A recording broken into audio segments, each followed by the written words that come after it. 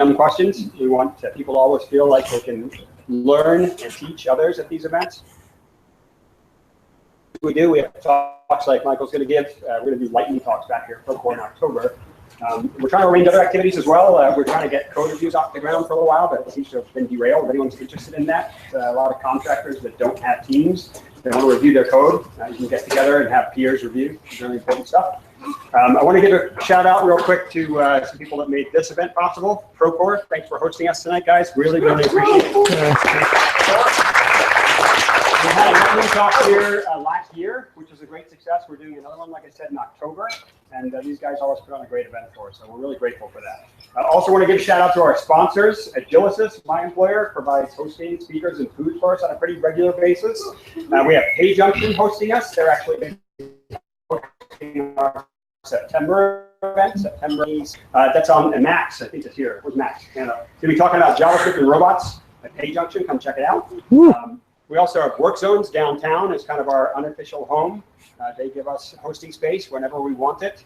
And lastly, we have a partner relationship with O'Reilly Media. We get a discount on books and videos, and most importantly, conference passes. We get a 20% discount on conference passes. And if we use that discount at least 3 times, I get a free conference pass. So please use that. No, I'll probably raffle it off to people at one of these events or something like that. Anyway, I mentioned our JavaScript and robots events. The next event is Lightning Talks. After that, we need people to speak at these events. So if any of you are interested in speaking about anything JavaScript, please let me know or my Husky, and we'll get you on the calendar. And if you want to get your feet wet, if you don't think you're ready yet to do like a half an hour or an hour, sign up for a 5-minute lightning talk in October. It's a great way to test the waters and see what it's like to get up in front of people and talk about stuff. No topic is out of bounds as long as it's at least related to JavaScript. If you're making music with JavaScript or programming knitting machines or whatever, like we want to hear about it, okay? So please let us know. If not, I'll be forced to give another talk in November. I give enough of these things. That's about it for the housekeeping stuff. So without further ado, I'd like to introduce Michael Hendricks talking about command line applications in Node. Thank you. Hello. I'm an engineer here at Procore. You can find me on Twitter at that place and on GitHub at that address.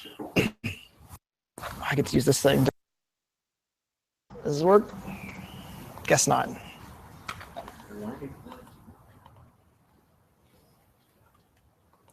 If I was smart enough to figure out how to use.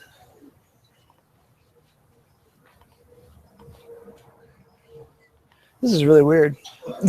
Audience participation is welcome. So who knows any good jokes? Thomas.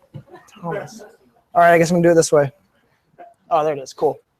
So this talk is called Command Line Tools in Node. And from novice to a little bit less novice, my intentions of this talk are to tell you why I built a command line application in Node. And most importantly, the basics of Commander.js, which is the library that I use to build my command line application that I call NoNote.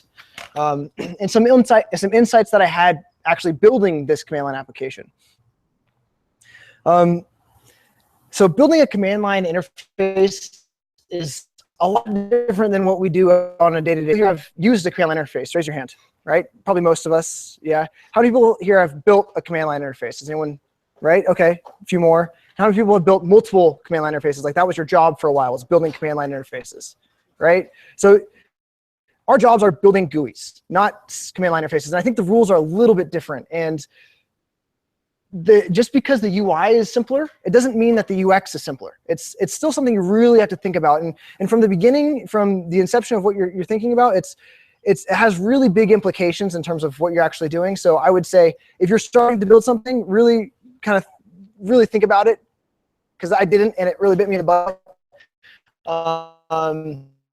And here are some design patterns. If I'll post this into the meetup group, we're learning to build a command line application, and I didn't use any of them because I didn't get that far, but apparently they're pretty cool. So I would check those out. But command line interfaces are way different. Also, it's basically the same thing. You have failures and you have successes. And most of the time with command line interfaces, you have to be a lot more explicit with what you're actually doing and the feedback that you're giving when something is successful or when it's failure. So let's do a little bit of UX before we go on. What is the problem that I'm trying to solve, and who is the user that I'm making this for? This is an application that I'm building, and it's a really, really small application, and I want to be very clear about what the intentions of it are. The problem statement is my job is to work with people to write code, and so I need to take notes. I need to take notes because there's something that happens on a day work, and I have a ticket. I have a ticket to work on.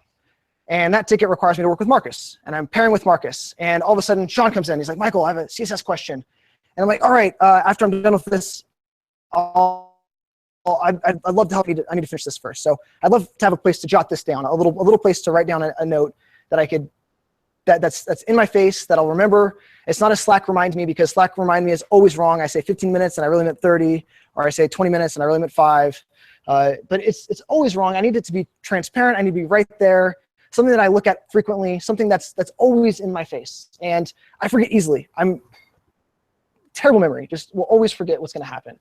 So I need to take notes. I need to take notes. A sticky note is great, but I also lose those and I move around a lot. The persona that I'm solving this for is what I'd call the typist.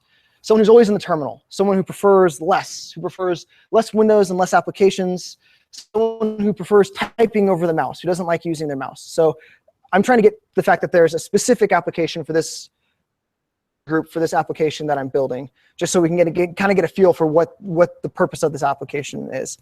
So this is what my environment looks like. On the left, I have some text editor, Vim. I'm using a multiplexer, a terminal multiplexer, to split my terminal into multiple things. In the top right, I have, I'm watching a file. I'm watching the output of a file. So watch will do a command, the command that you pass it every interval of seconds. So watch will do cat, a file every 2 seconds or something. And then I'll have server on the bottom right. I have n number of open terminals, n number of open Chrome tabs, usually like 50. The point where you can't, them really tiny Chrome. That's it. And Slack. Somewhere in there is Atlassian, my Chrome. Really just, I'm in here a lot. This is where I want that information to be. I want that in my face. I want Sean's CSS problem right there. And I want Evan's about what the heck is wrong with the package JSON to be right beneath it, because that's another question that I'm supposed to get to. And oh, this meeting that I'm supposed to have my tickets groomed by underneath that. So all of these things come up, and I realize that I'm not a very good planner, but I need something to kind of yell at me and be right there. And I'm always in the terminal, so I might as well put it there. So my solution was, it's so simple. We just put the text in the file. I just create a bash script that adds a text to the file based on the date. And I watch that file. That's it, right? I just take bash. And this is what it was. It took me 10 minutes. I wrote this with a colleague, Andrew Seward. And it was super simple. All it does is it takes the date, and it takes the text I passed. I say note, and I take some text and I put it in GitHub flavored Markdown as an option, and I have my task, and I watch that file and I put it in the top right corner, and now I have my list, my simple list, and I can check it off, and I can make it accessible, and I connect to the GitHub, and now I have it on my phone, stand-ups, and about what I did yesterday, and it'll be fantastic because this great thing, and I was like, oh my god, I made like the shittiest app in the world. It's it's the least scalable thing I've ever made. It's great, and I did it. It was great, and I was stoked. It took me 20 minutes to connect it to GitHub and fix it, and I had it, and I was really excited, and I wanted one small feature. I was like, I want to remove a note. I want to remove one now. It took me 20 minutes to make the add a note, and like, how long can it take to remove a note? It's like, I got this. It's right there. One small feature. But I was wrong. I was dead wrong because I didn't think about it at all. Because to be able to remove a note, I need to have some sort of recollection of what the state of the application was. What was there before? How do I know what note I want to remove? I'm not sure if Bash is the right tool for this. I went to Andrew and I was like, hey, Andrew, do you think I can do Bash? Do you think this would be a good Bash thing? And he's like, no. I think that's an understatement. I think he's being kind. My ignorance to what Bash actually is, I think, is kind of showing here. So I had 3 options that I can think of. Like, what do you do, right? Oh, Michael and the great drama. What's gonna happen? I could try regular expression wizardry, right? I was a little bit intrigued. I was like, oh, this is nice. Regular expressions, this would be great. And then slightly kind of disturbed, like, I don't know, because we all know what this happens. I didn't want to be parsing files like this, and it was fun for a little bit, and no, quickly not that. Could use the database, right? But I didn't want to do all the boilerplate. The boilerplate really sucks. It really did not. I was trying to learn. I really wanted, at this point, just learn how to build a command line application. I wasn't interested in learning a database. It's really not that complicated. It would be overkill. It would be bringing a duel, or is it the other way around? A knife to duel? Other way around. I don't know. But it would be really inappropriate to make a database for this thing, I think. So I thought I'd represent it as JSON, just simple JSON. We do this every day at work, and it's just like, it's just what we do, right? We hit an API, we take some data and we mutate a little bit and we send it back. That's all we do. We represent JSON, and we represent it as JSON. So I was like, I'll do this. So I decided I'd make it. I wanted a clever name, so I called it Node Notes. I've decided later on that Jot would have been a better name, but I kind of got really attached to No. For extra short, to be super hip. So this is what I'm going to go over, kind of how Node Notes came, and that was kind of like the prologue to it. So where do I start? Like, how do I do this? Like, what's the logical starting point here? My super secret dev strategy. I Googled it. Command line app in Node, and this is, I think, the second thing that came up by Tim Pedersen, and he's a guy that works at Atlassian, and it's a really cool tutorial about using Axios to upload a snippet to Bitbucket, a snippet of just code to Bitbucket from the command line. And it was really cool. It's really enlightening. I would highly recommend it if you're going to be doing this. My talk is way better. It's there, and I think that you could get a lot of information from just looking at this article and going through it. It's really short. I attempted to replicate it. I debugged the eventual typo. Gotcha. I realized that it wasn't a typo, it was actually a file path error. And 3 hours later, I finished the 20-minute tutorial. And it sounds about right? The biggest thing that tripped me up, and I thought the coolest thing that I learned from the tutorial, was npm install globally and what that actually meant. How many times have you followed npm install -g this thing, and you're like, okay, and you did it, and you're like, I don't know why I need to do that, but I did it anyway. That was me, and then I had to build this thing. I was like, why would I do that again? You'd only really want one version of this thing running at any given time. Oh, got the mood lighting, nice.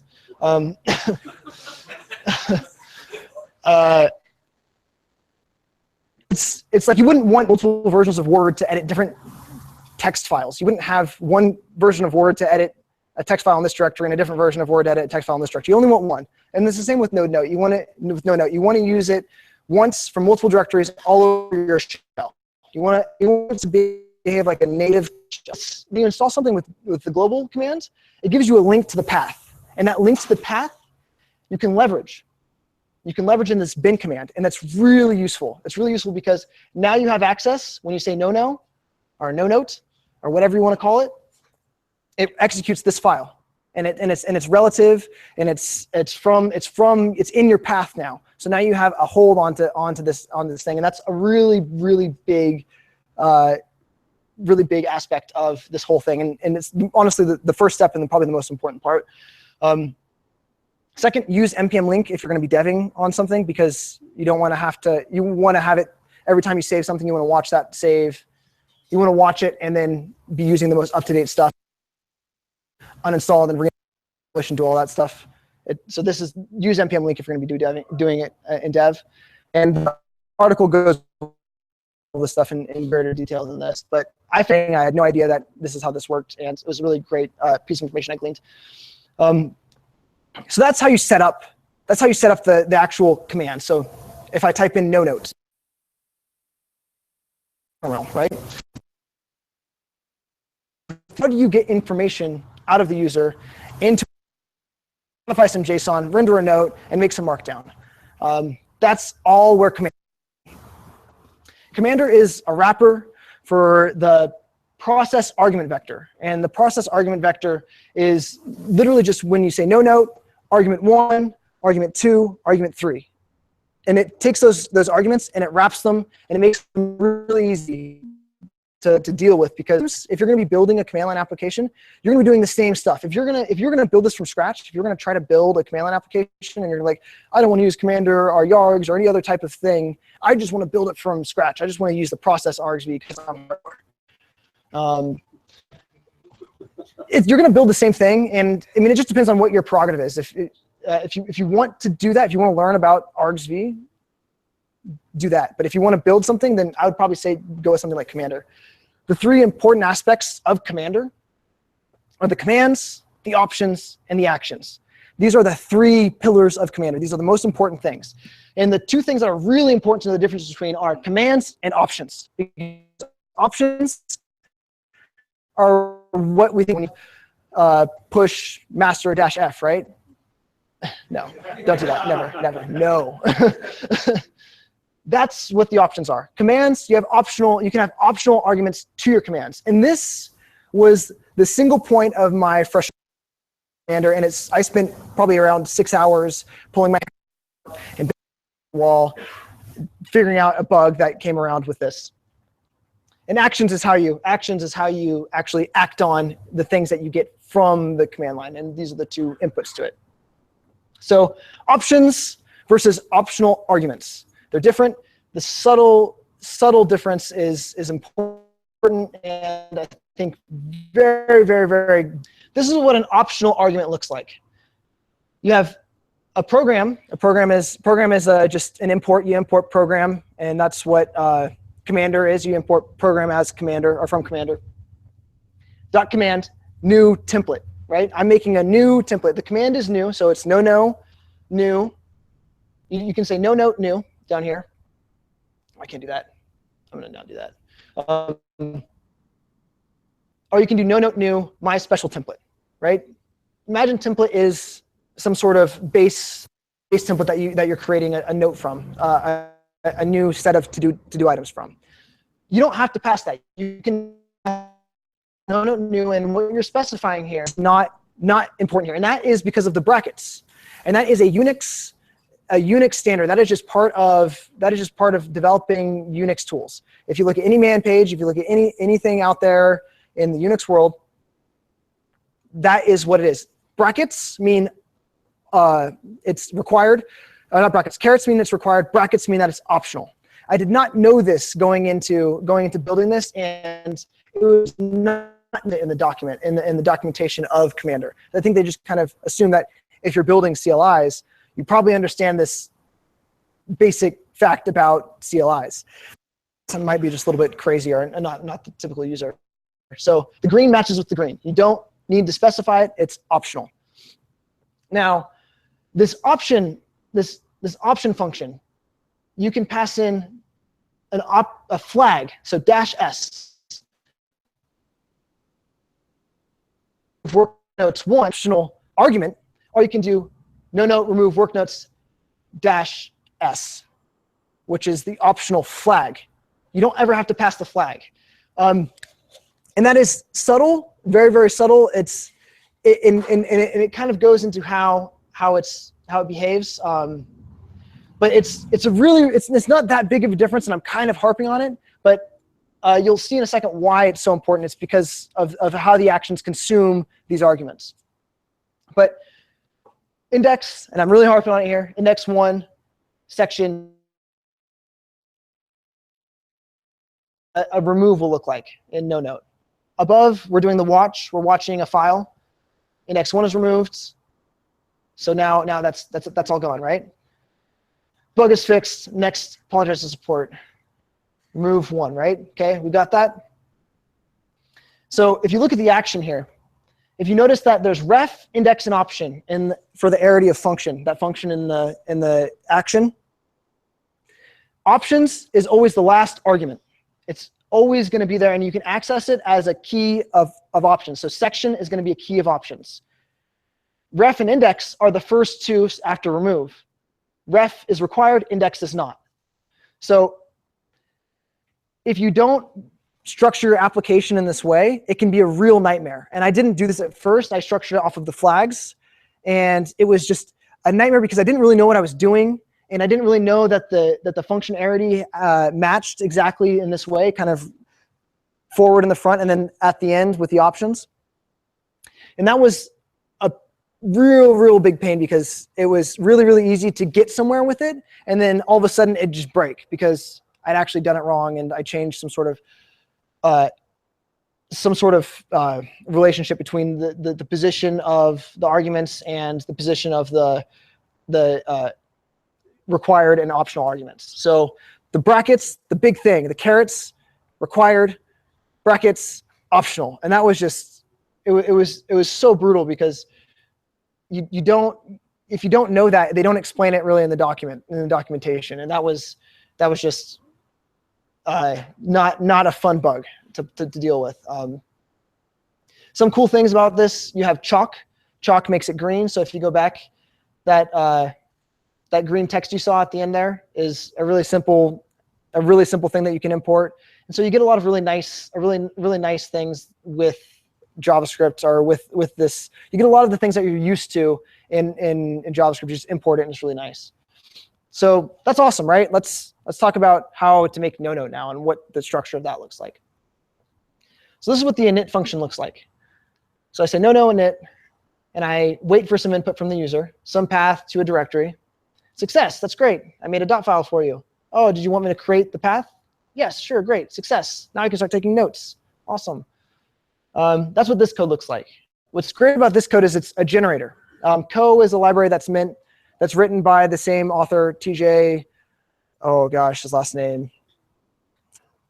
Holowach, TJH. He also wrote Express.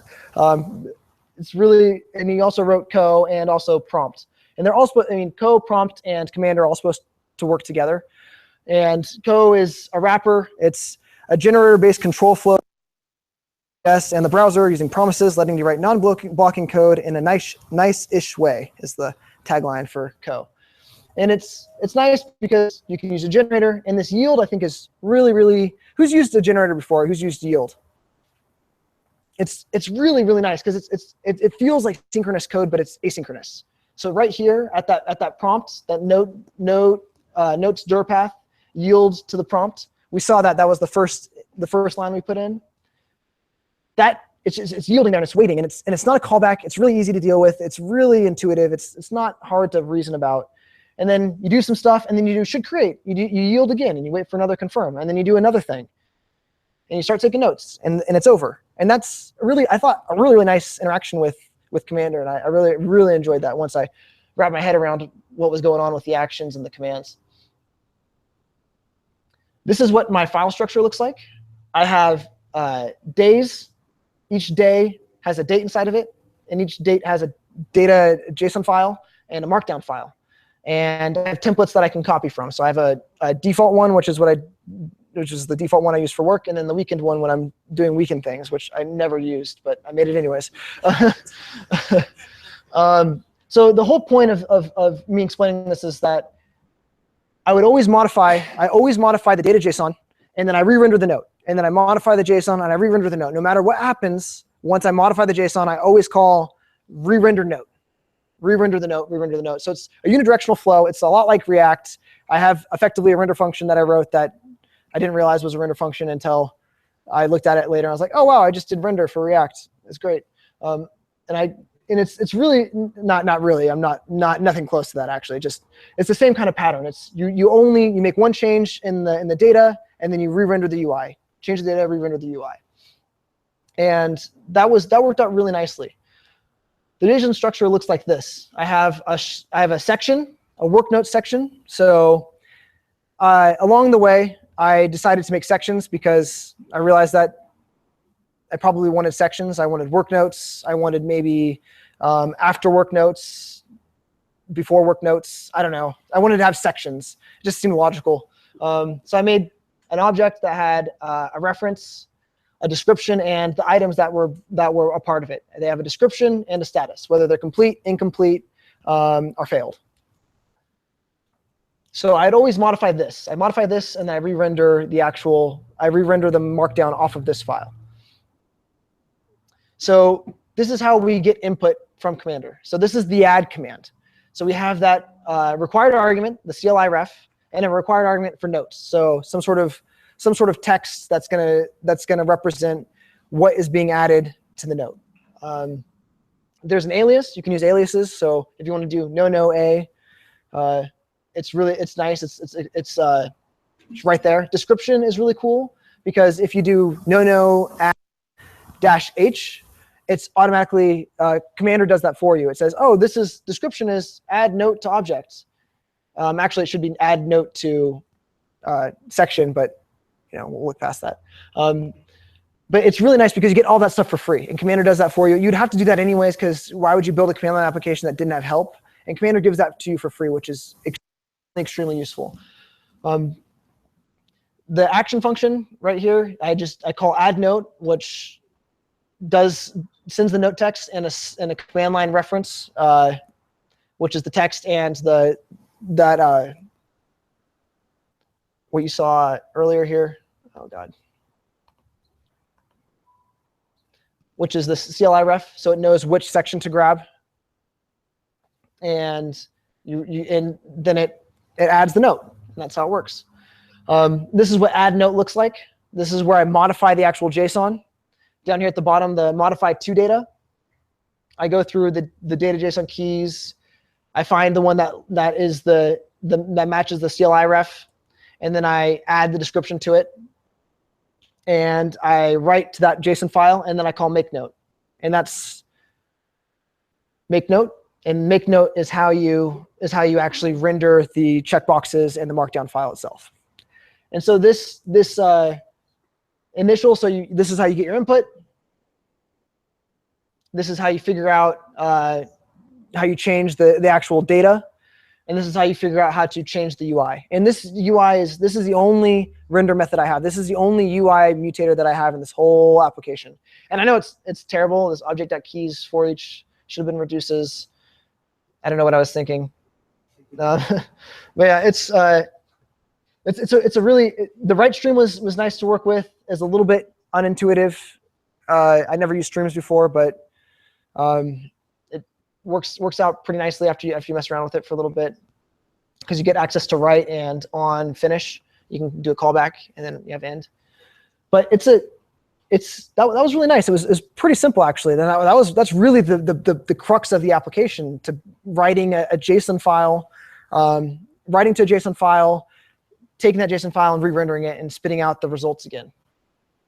So some final thoughts I had on it were, mission success, I did it. Like, yeah, I did. I added the no remove, and it only took me like 20 hours. Woo! Talk about your underestimates, right? I was able to add no remove, but I had to add a few other things along the way. I had to add an RC file to know where the actual directory that you wanted to add was. That's what the first step was, the init function. I added sections, and I added my own watch command because I didn't want to have people who are using this, the imaginary users that don't exist because it's just me using this. But the users that I have, I didn't want them to. I didn't want the people to have to install with Brew, watch with Brew, or do it on Linux, or have to use sudo apt-get or whatever's out there. I think it probably comes with watch, but or on Windows, whatever. Does Windows have? I'm sure Windows has it, right? PowerShell. Woo. So I just wrapped the node watch file system watch, and that was super simple to do. It took me like 10 minutes, and that was really cool because now I had something that was a lot more portable, a lot easier to deal with, and you can put cool notes in there too. You could actually start putting things like the time or how many times you've edited it if you really wanted to. You could do a lot cooler things with this application if you wanted to. And that's kind of the power of Node, the power of all these power of all these things. And there's so much more to do. The kind of wrap up that I got from it, the feelings that I generally got from it were async generators were really nice for inputs. It was super simple. That was probably one of the easiest things to wrap my head around. It was really quite intuitive. Using sync for file writes was fine. I felt weirdly guilty about it because like everyone on the internet's like, oh, use promises, don't use sync, sync's for losers. And I don't know why, I felt really weird about using sync. And then I realized it was actually the perfect use case for sync. I'm writing to one file. Like what else, why would I want to make that asynchronous? It was a lot easier to reason about. The code was a lot more readable when I was trying to make it synchronous than when I was trying to make it asynchronous. Adding promises to writing to a JSON file and reading from a JSON file was just causing all sorts of weird callbacks that didn't need to be there when I could just use the synchronous version of the same thing. Debugging was hard, like surprisingly hard. I'd never really built a Node application before, if you can tell from the code. It was really hard. I had to do a bunch of console logs everywhere, just console logs all over the place. It was just, because I didn't have my trusty debugger. You couldn't throw a debugger in there anymore. And it was just like, what? I can't go into Chrome and inspect things and watch things and see what the thing was at that particular point in time and inspect it and go around. That was really difficult. That was a really difficult thing to work around. But there's this really cool tool called IronNode, which is a wrapper around Chrome that allows you to inspect your node process in this wrapper. I couldn't quite get it to work, but it was really, really close, and it would have been awesome. It would have made things go a lot faster. And I would love if someone could help me figure that out, because man, that was honestly one of the most frustrating parts about this was you lost your debugging, which is the hardest part about working on IE9 is you don't have a debugger. Like, how am I supposed to figure what's going on is I don't have a debugger. Same with IronNode. It would really make you a lot more powerful, I think. And I would really love some help figuring that out.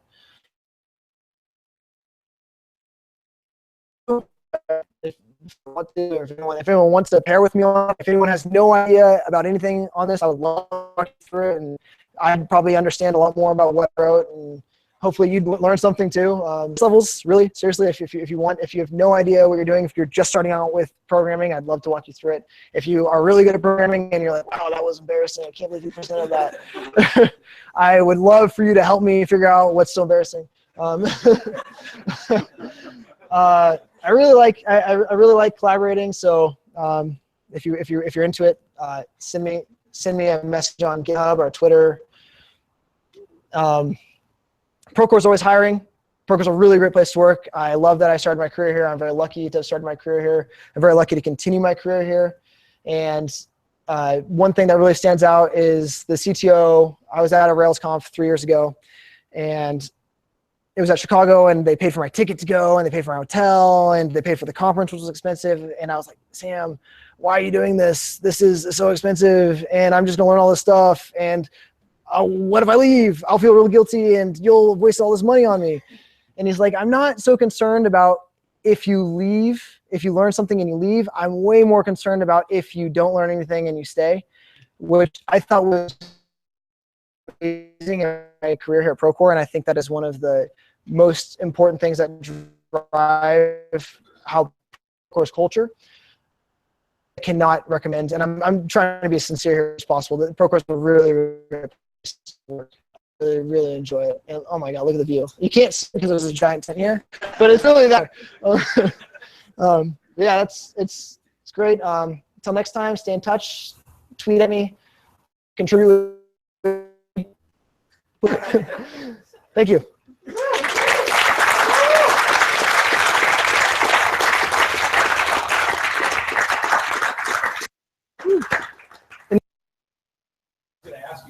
Midnight, though. You already put that in your notes. Oh, what? Oh, yeah. It rolls over. It's actually a pain point because it's I want it to roll over, and it really was actually kind of useless to roll over. And it's not that hard to add on pairing project. I'm really trying to push this adding. I'm not so intently wanting to pair with people on this, but I'm just trying to be as open as possible. Yeah, it was really fun. If you have anything you want to build that's really simple, it's going to get quickly complicated, and I love to help you out with how that works. Commander's great. There's tons of other things you can use. YARGs, which is apparently cooler, I guess. I feel like you would like this because if you're interested in, if you're excited about command line tools, it's super exciting because it kind of makes you go back into like it's Oh. it basically is like you can paint and update terminal kind of like it makes it kind of like a Oh, weird. and you can do like really pretty. Why are you doing this in terminal? Yeah, like I can draw really bad pictures in the terminal from the command line. Have you ever used reuse of Node? Yeah. Oh, yeah. So that's made with terminal. Oh. So it kind of makes you look like you can make dashboards and graphs and stuff. Whoa. And it's like, what are we doing? Why are we doing this? Oh man, you have no idea. Oh god, 1 year I'm doing another talk, and it's going to be even more useless.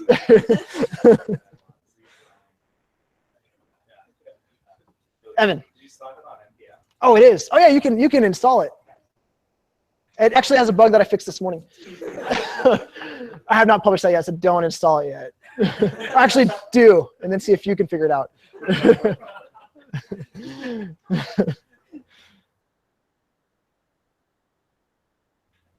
All right. Thank you so much for coming. Really appreciate it. Thank you. I want to thank Michael for his talk. It takes a lot of work and a lot of guts to get up in front of people and give a talk like that, and I thought it was an exceptional talk. So let's give him another hand. And you too can stand right where Michael spoke and speak about JavaScript. Woo! Just let me know or let Garvin know. We need people on the calendar for November and December so we close out the year on a high note. Any other questions, or is anything you'd like to see us do better in this group? Let me know, let Garvin know. Give us a shout out on the meetup. We're both on Twitter and available in person. And I hope you guys all